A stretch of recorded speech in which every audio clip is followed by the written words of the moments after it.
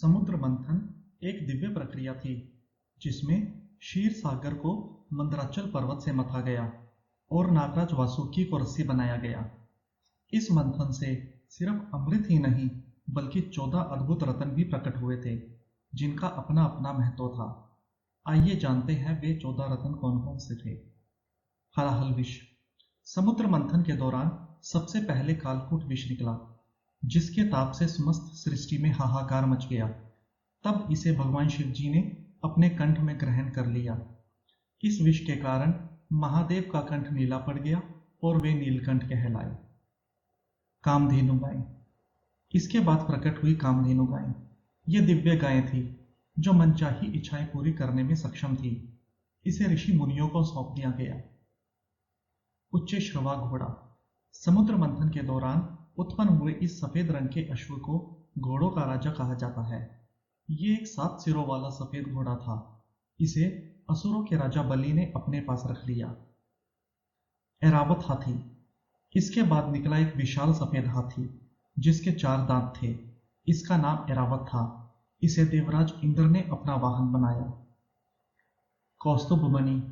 समुद्र मंथन में 5वें क्रम पर एक दिव्य मणि निकली जिसका नाम कौस्तुभ मणि था। भगवान विष्णु ने इसे अपने हृदय पर धारण कर लिया। कल्प वृक्ष। इस वृक्ष को कल्पतरु भी कहा जाता है। इच्छा पूर्ति वाला यह दिव्य वृक्ष था। इसे देवताओं ने स्वर्ग में स्थापित कर दिया। रंभा। समुद्र मंथन के दौरान रंभा नाम की एक अप्सरा उत्पन्न हुई जो ब्रह्मांड में सबसे सुंदर नारी मानी गई। ये भी देवताओं के पास चली गई। देवी लक्ष्मी।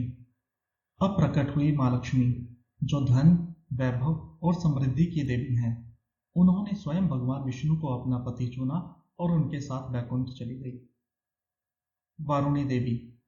फिर आई वारुणी देवी जिन्हें मदिरा की देवी माना जाता है। इन्हें असुरों ने ग्रहण किया। चंद्रमा। फिर प्रकट हुए चंद्रमा जिन्हें भगवान शिव जी ने अपने मस्तक पर धारण कर लिया। पारिजात वृक्ष।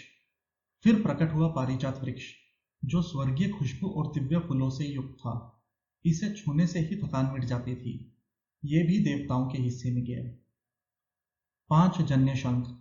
इसके बाद निकला 5 जन्य शंख जो भगवान विष्णु ने धारण किया। यह शंख पवित्रता और युद्ध के उद्घोष का प्रतीक है। धन्वंतरी।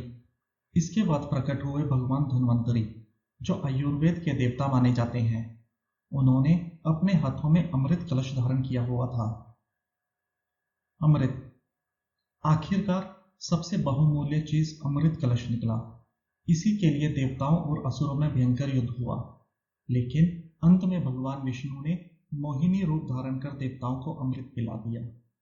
जय श्री हरि विष्णु।